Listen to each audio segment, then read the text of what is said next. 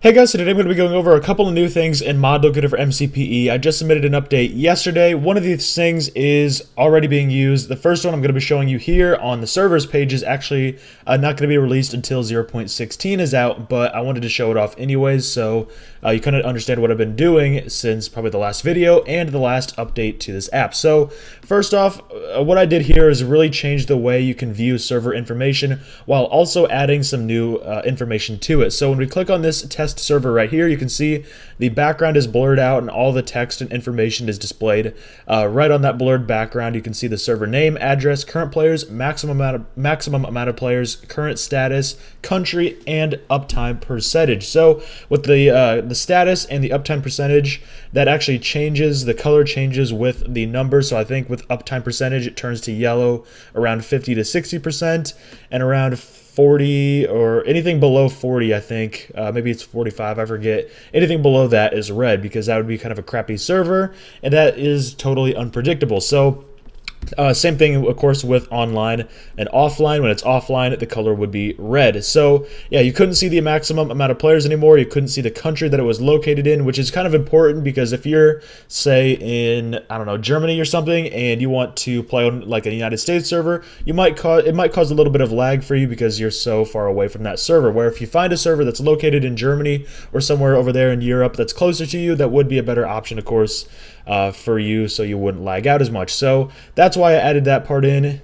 Just helps, with people just picking servers that are closer to their country. So that's what I did there. Of course, when you close it, fades away. You can just click on add server. That'll add that to the game. And you can also copy the IP address by clicking that button right there. So kind of a cooler look to it. Of course, just like with, I did this with skins as well, where it would fade the background out. If you're on an older version of Android, anything below KitKat, instead of, it'll just be like the old way really. It'll just be a pop-up dialog that shows you all the information. You will get the newest information, like the current players and the uptime percentage, the country, that kind of stuff.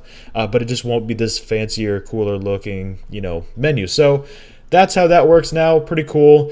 It works really well. I've been working on that for a little bit, and it's a little bit more complicated than it looks, but it is working now, and it should be ready to go for 0.16. So the next part, of course, is with maps, and this part is usable now. It is in the latest update that's on the Google Play Store.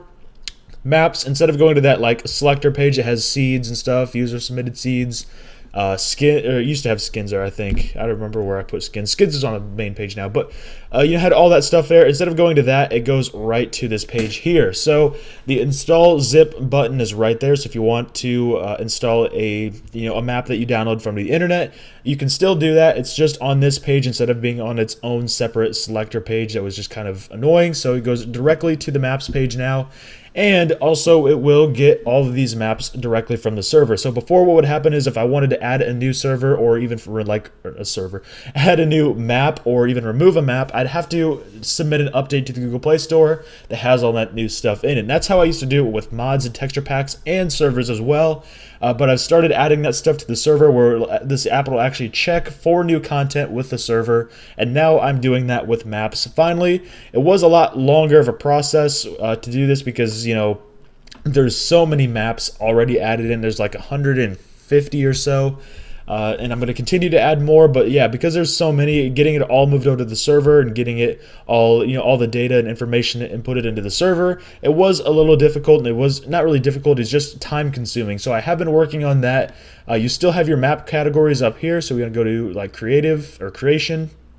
We want to go to minigame. You have all of those up there just like you did before. I think again, you can install the zip there.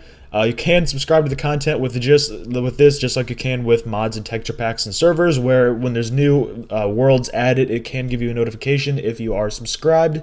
And yeah, that's just what I've been working on. Those two things, just what I've been focusing on here with Mod Locator for MCPE. So I will be submitting some new worlds here shortly. Sometime this week, I'm planning on getting some new worlds submitted. So make sure you are subscribed to worlds to get a notification when some new ones are added.